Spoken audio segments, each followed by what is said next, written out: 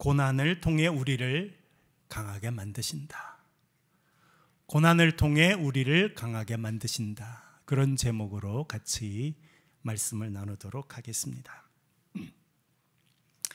숫자를 말씀드려 보겠습니다. 무슨 숫자인지 맞춰 보시길 바랍니다. 21만 9천 명, 19만 8천 명, 26만 6천 명, 25만 4천 명, 24만 3천 명. 오늘 아침까지 지난 5일 동안 코로나 확진을 받은 우리 나라 국민들 숫자입니다. 저도 지난 2월 22일 날 확진 판정을 받았습니다. 어디서 감염이 됐을까 생각해 보았습니다. 제가 억수로 조심하고 살았거든요. 생각해 보니까 월요일 날, 그 전주 월요일 날 이사 가야 돼서 부동산 중개업소에 잠깐 갔었어요. 수요일 날 우리 둘째가 이빨 치료를 받아야 돼서 잠깐 병원에 데리고 갔었습니다. 그 외에는 사람들이 많이 이렇게 모인 곳에 간 기억이 없어요. 외식도 하지 않고 아주 조심했습니다. 그런데 확진이 된 것입니다. 코로나가 찾아온 것이죠. 여러분, 그것이 우리의 삶의 현실입니다. 내가 원치 않아도 어려움이 찾아와요.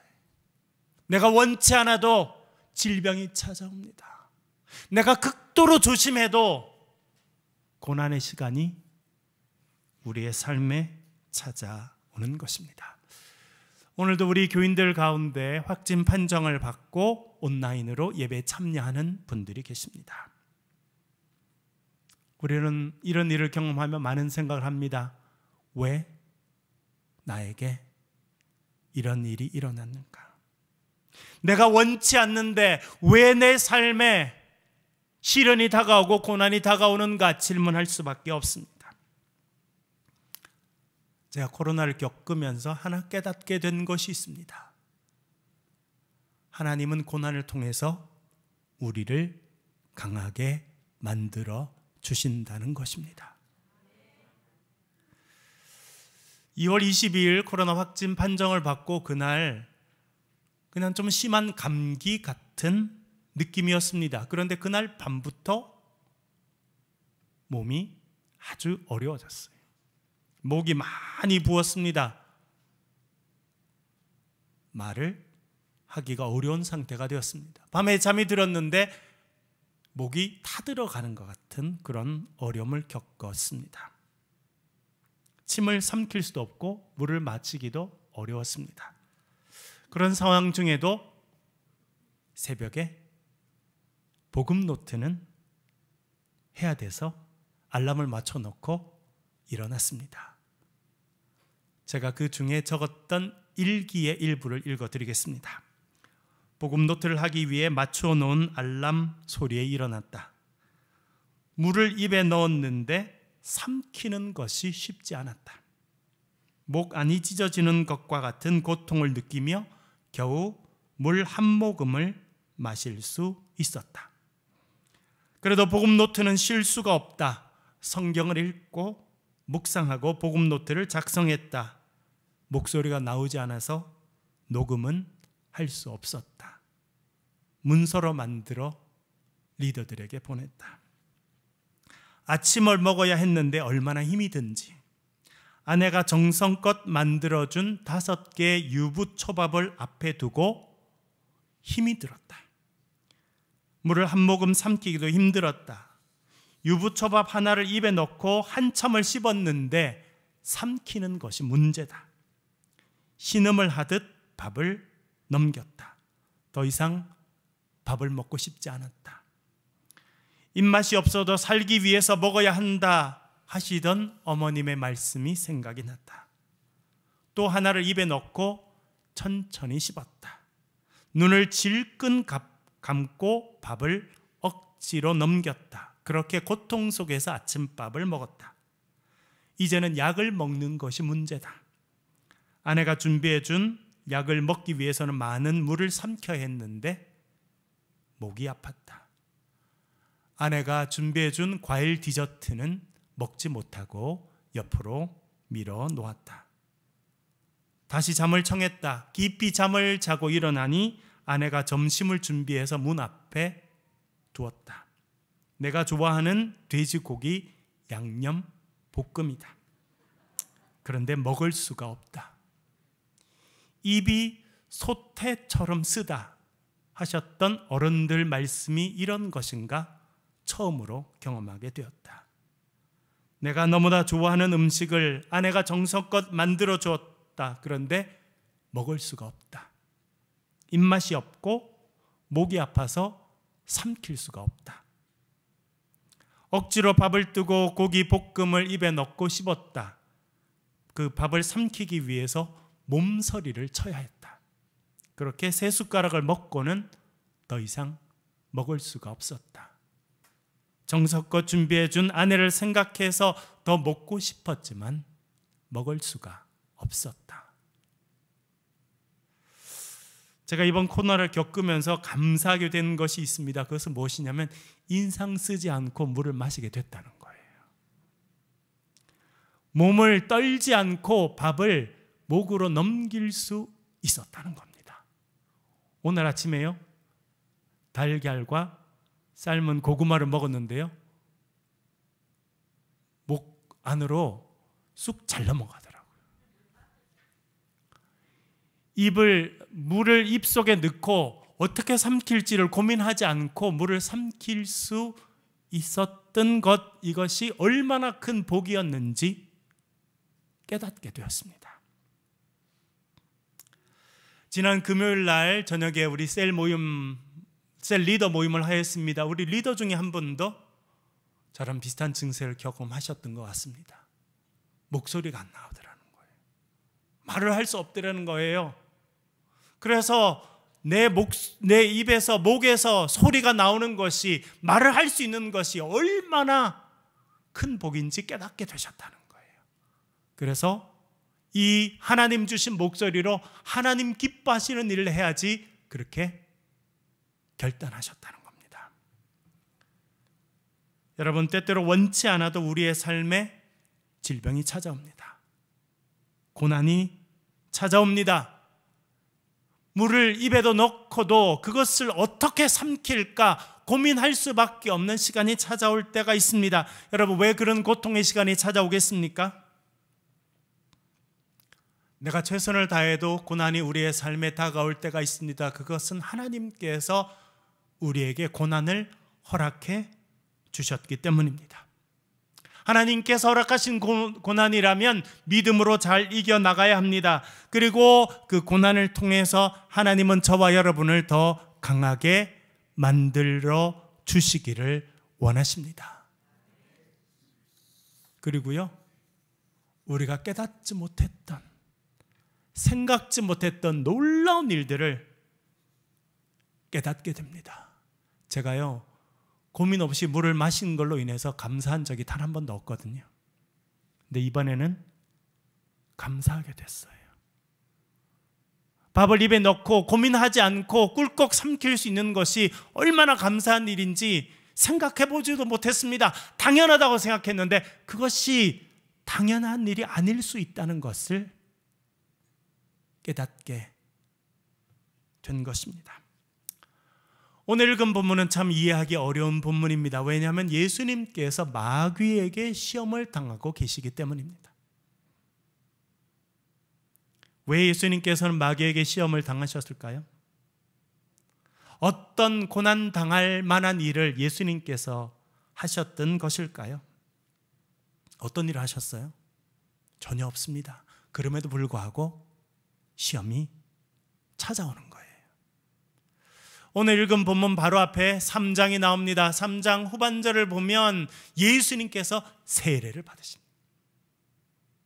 요단강에서 세례를 받으십니다. 세례를 받고 물 밖으로 나오시니까 하늘문이 열렸어요. 하늘에서 하나님의 성령이 비둘기같이 임하게 됩니다. 예수님 머리 위에 비둘기 같은 성령이 임하게 됩니다. 그리고 하늘에서 소리가 들립니다. 3장 17절 화면을 보면서 읽어보겠습니다. 같이 읽겠습니다. 시작. 하늘로부터 소리가 있어 말씀하시되 이는 내 사랑하는 아들이요 내 기뻐하는 자라 하시니라. 아멘. 하늘이 열리고요, 하늘에서부터 엄청난 소리가 들립니다. 이는 내 사랑하는 아들이요 내 기뻐하는 자라라고 하는 음성입니다. 예수님은요, 하나님께서 사랑하시는 하나님의 아들이심이 선포되었습니다. 하나님께서 기뻐하시는 자라고 하는 것이 공적으로 선포되었습니다.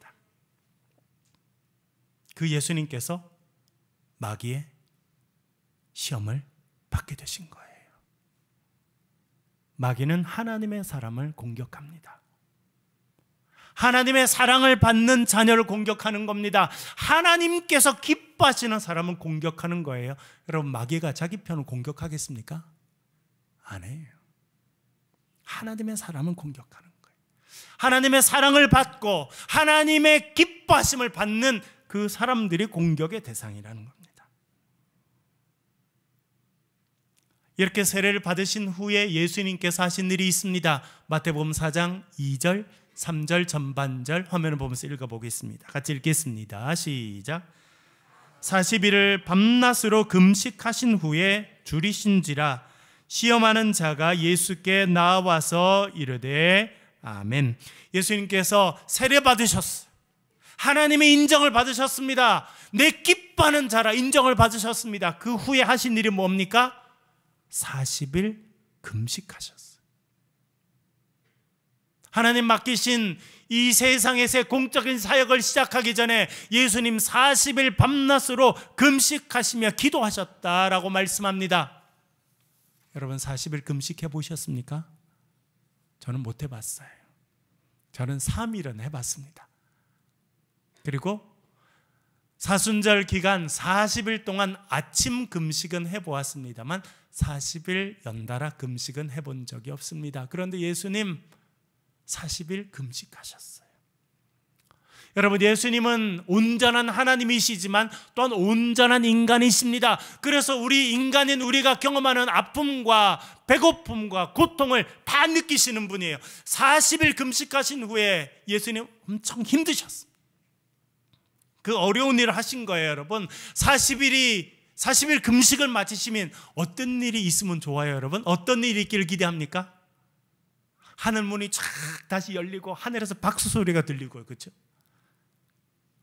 천사들이 내려와서 천상의 음식으로 대접을 하는 그런 일이 있지 않을까? 그 정도는 좀 돼야 되지 않을까 생각하는데 그렇지 않았어요. 그렇지 않다면 누군가 따뜻하게 죽이라도 끓여와서 예수님 드세요 하면 대접을 하는 일이 있을 것이라고 기대하는데 누가 찾아왔습니까? 천사들이 찾아왔습니까? 마귀가 찾아와서 시험하였습니다. 그것이 예수님의 현실이고 때때로 그것이 우리의 삶의 현실이라는 것입니다. 최선을 다해 살아왔어. 대학 입시를 위해서 밤잠 자지 않고 최선을 다했는데 대학 시험에 똑딱 떨어집니다. 2년, 3년 취업을 준비했는데 끊임없이 낙방합니다. 밤잠 자지 않고 새벽부터 밤까지 사업을 위해서 애썼는데 사업이 망합니다. 최선을 다해 살아도요, 시험이 찾아와요. 고난이 찾아오는 것이 우리의 삶의 현실입니다. 저도 코로나에 걸리지 않기 위해서 최선을 다하고 살았어요. 그러나 코로나에 확진이 되게 되었습니다. 원하지 않던 일이 일어난 것이죠. 여러분, 어떻게 해석하면 좋겠습니까? 예수님 40일을 금식하셨어요. 그런데 마귀가 찾아와서 시험합니다. 그것은 하나님께서 예수님의 40일 금식을 거절하신 것입니까? 그것이 아닙니다. 하나님은 예수님을 더 강한 하나님의 사람으로, 하나님의 아들로 그 다음 단계로 올려주시길 원하셨다라고 하는 것입니다. 때때로 하나님께서 우리의 삶에 고난을 허락해 주십니다. 고난을 당하는 것 어려운 일입니다. 그러나 그 고난을 통해서 하나님은 저와 여러분을 더 강하게 만들어 주시는 줄로 믿습니다. 우리의 믿음의 그릇을 키워주시고 우리의 인격의 그릇을 키워주십니다. 그리고 우리가 알지 못했던 기가 막힌 기적 것들을 깨닫게 도와주십니다. 저도 코로나를 겪으면서 물을 입에 집어넣고 어떻게 삼킬까 고민하는 시간을 이틀 정도 보냈습니다. 그때 생각난 분들이 있었습니다. 우리 교인들이었습니다. 작년 1년 동안 우리 교인들 가운데 3분이 암 수술을 받았습니다. 다들 좀 멀리 계시고 온라인으로 예배에 참여하시는 분들이신데 저도 목회자로 그들을 위해서 간절히 기도했습니다. 암이라고 하는 엄청난 이 코로나와는 비교도 할 수 없는 그런 엄청난 충격적인 삶의 현실을 경험하는 교인들을 만나며 저도 기도했습니다. 간절히 기도하고 때때로 흐느껴 우는 교인들과 대화하며 저도 눈물을 흘리며 같이 기도했습니다. 그런데 이번에 이 일을 겪으면서 그분들의 아픔이 다시 마음에 다가왔습니다. 정말 힘드셨겠구나. 정말 외로우셨겠구나. 침대에 누워서 수술실에 들어가면서 정말 두려웠겠구나. 그분들의 아픔을 일부라도 다시 느끼고 경험하게 인도해 주셨습니다. 그분들 가운데 2분은요 지금 온라인으로 저와 함께 새가족 공부를 하고 있습니다. 비슷할 때 암 진단을 받으시고 사실 한 2주 차로 같은 병원에서 수술 받으셨어요. 새가족 교육을 하고 있습니다. 그분들에게 제가 책 하나를 소개했어요. 이 책인데요, 장영희 교수의 살아온 기적, 살아갈 기적이라고 하는 책을 제가 얼마 전 모임에서 소개를 했습니다. 이 책의 저자인 장영희 교수는 1살 됐을 때 소아마비를 겪고 2 다리를 쓰지 못하게 됩니다. 그래서 평생 1급 장애인으로 살게 됩니다. 그런 어려움 속에서도요 믿음으로 성장했어요.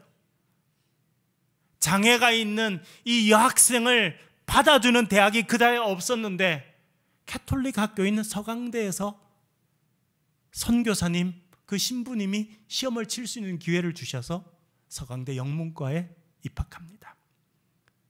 열심히 공부해서 미국에서 박사학위를 받고 모교인 서강대학 영문과에 와서 평생 교수로 지나게 됩니다. 그러던 중에 유방암 진단을 받습니다. 수술을 하고 그 혹독한 항암 치료 과정을 거치게 됩니다. 그리고 정말 기적처럼 회복이 되었습니다. 그때쯤 그 교수님이 쓴 글이 있습니다. 본인의 책을 출판하기 전에 책 제목을 고민하던 내용인데 이렇게 써두었습니다. 살아온 날의 기적, 살아갈 날의 기적. 또 아주 멋진 제목이다. 아마 내가 투병 생활을 끝마치고 2007년 1월에 샘터로 복귀하면서 쓴 첫 번째 글이었던 것 같다. 고통 속에서 하루하루 살아낸 내가 너무나 기특하고 대견해서 다른 게 기적이 아니라 바로 이게 기적이다. 이런 흐름의 글이었다. 그런데 지금 새삼 생각해보면 난 다시 그런 기적 같은 삶을 살기가 싫다. 기적이 아닌, 정말 눈꽃만큼도 기적의 기미가 없는, 절대 기적일 수 없는 완벽하게 예측 가능하고 평범한 삶을 살고 싶다 라고 적었습니다. 무슨 말씀인지 이해가 되시죠, 여러분? 암 진단을 받고 수술을 하고 그 항암 치료에 엄청난 고통의 시간을 지나고 이제 승리한 장영희 교수에게 사람들이 기적이라 그렇게 말했다는 겁니다. 그리고 그 고통의 시간들을 온몸으로 잘 겪어낸 자기를 보면서 대견하다고 생각하고 기특하다고 생각하고 참 내가 기적의 사람이라 생각했다는 거예요. 그런데 그 과정을 겪어보니 진짜 기적이 있더라는 거예요. 암 치료를 받고 회복된 거 기적인데 더 큰 기적이 뭐냐면 그런 일이 없는 게 기적이라는 걸 깨닫게 됐다는 거예요. 기적이 아닌 눈꽃만큼도 기적의 기미가 없는 절대 기적일 수 없는 완벽하게 예측 가능한 평범한 삶을 살고 싶다. 다른 말은 뭐냐면 딴 사람이 기적이라고 말하고 나도 이건 참 기적이야 말할 것이 없는 그런 평범한 삶을 사는 것이 그것이 정말 기적이라는 걸 깨달았다는 거예요. 최근 암 수술을 받으신 두 분과 이 책 이야기를 나눴습니다. 제가 물어봤습니다. 암 수술을 받기 전의 삶과 받고 난 다음의 삶이 어떻게 달라졌습니까? 겉모양은 달라진 게 없어요.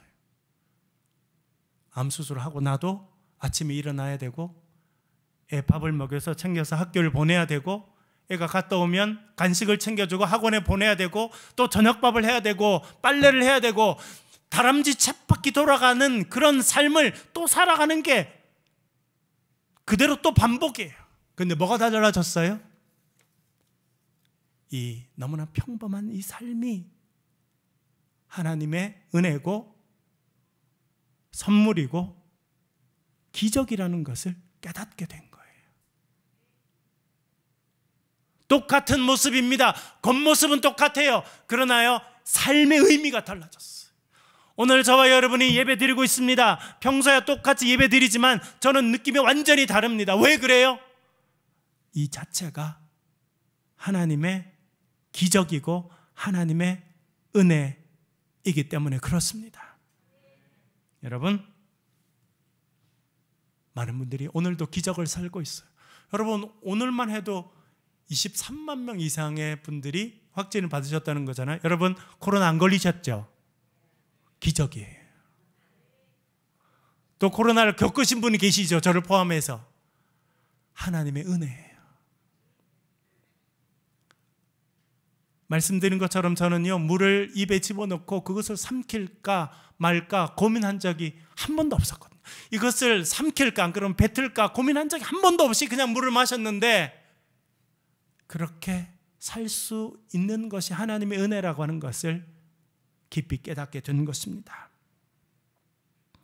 코로나에 걸리지 않아서 감사합니다. 그러나 또한 코로나에 걸려서 감사하게 된 것입니다.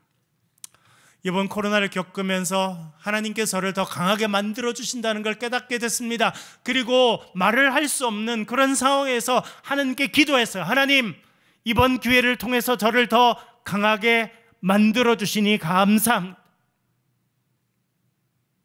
제가 다시 설교단에 서서 하나님 말씀을 선포하겠습니다. 열심히 연구하고 준비하고 기도하면서 잘 준비해서 말씀을 전하겠습니다. 그러나 하나님, 저의 머리로 주의 말씀을 전하지 않게 하시고 가슴으로 전하는 자가 되게 도와주십시오라고 기도하였습니다. 내가 말씀을 붙잡고 설교하는 자가 아니라 말씀에 붙잡혀서 설교하는 그런 자가, 그런 설교자가 되게 도와주십시오라고 기도하였습니다. 여러분, 저를 위해서 또한 그렇게 기도해 주시길 바랍니다. 하나님의 말씀에 붙잡혀서, 하나님의 능력에 붙잡혀서 주의 일들을 감당하는 그런 인생으로 살 수 있도록 기도해 주시길 부탁드립니다. 하나님께서는 때때로 우리의 삶에 고난을 주십니다. 그것을 통해서 우리를 더 강하게 만들어 주시기 위함이다 라고 하는 것입니다. 예수님도 시험 받으셨습니다. 시험하는 자가 와서 말합니다. 네가 만약 하나님의 아들이거든 이 돌들에게 명해서 떡덩이로 만들라, 그렇게 시험합니다. 그때 예수님이 이렇게 대답하십니다. 4절 말씀 같이 읽어보겠습니다. 4절입니다. 읽겠습니다. 시작. 예수께서 대답하여 이르시되 기록되었으되 사람이 떡으로만 살 것이 아니요 하나님의 입으로부터 나오는 모든 말씀으로 살 것이라 하였느니라 하시니 아멘. 우리가 매일 떡을 먹습니다. 밥을 먹습니다. 중요합니다. 그런데요, 더 중요한 게 있어요. 그것은 무엇이냐면 떡으로만이 아니라 하나님의 입으로 나오는 말씀으로 살게 된다는 거예요. 하나님 말씀을 먹어야 우리는 영원한 생명을 얻게 됩니다. 하나님의 말씀으로 우리가 무장해야 우리의 삶의 고난을 이겨나가고 하나님께서 우리를 다음 단계로 이끌어주시는 그런 인생으로 살게 될 줄 믿습니다. 하나님의 말씀은 능력의 말씀입니다. 그 말씀으로 우리가 무장하게 될 때 마귀를 이기게 되고 시험을 이기게 되고 코로나를 이기게 되고 우리의 삶의 승리를 경험하며 살게 될 줄로 믿습니다. 저희 큰애도 코로나를 겪었는데요, 큰애가 격리에 해방되고 나오더니 아주 기쁜 얼굴로 나왔어요. 그러더니 뭐라는 줄 아세요? 아빠, 코로나를 겪고 나면요 항체가 1000%가 형성된대요. 모르셨죠? 이 세상에 어떤 백신을 맞아도요 그 정도 항체는 절대 형성 안 된대요. 코로나를 겪은 사람만. 그러니까 엄청 강해진 거죠. 고난을 통해서 하나님께서 우리를 육체적으로 강하게 만드시지만 우리를 영적인 사람으로 세워주시는 줄로 믿습니다. 하나님 은혜가 멀리 있는 것이 아니라 우리가 매일 살아가는 이 자체가 하나님 은혜고 하나님의 축복이고 하나님의 기적임을 깨닫고 고백하고 찬양하게 하나님께서 우리를 만들어 주시는 줄로 믿습니다. 고난이 다가옵니다. 거부할 필요가 없습니다. 내가 선택하지 않았지만 고난이 다가오는 것은 하나님이 우리에게 고난을 허락하셨기 때문입니다. 그 고난을 통해서 하나님은 저와 여러분을 단련하시고 그것을 키워주시고 우리를 다음 단계 인생으로 이끌어 주실 줄로 믿습니다. 이런 주님의 은혜를 찬양하며 담대히 이 땅을 살아가시는 저와 여러분 되시길 주의 이름으로 간절히 축원합니다. 기도하겠습니다. 우리 말씀을 붙잡고 한번 기도하겠습니다. 하나님, 우리의 삶의 고난을 통해 우리를 강하게 만들어 주시니 감사합니다. 우리가 살아가는 이 매일의 삶이 기적이고 하나님의 은혜임을 깨닫게 하시고 감사하게 하시고 하나님의 사람으로 살게 도와주시옵소서. 시간 동성으로 같이 한번 기도하겠습니다.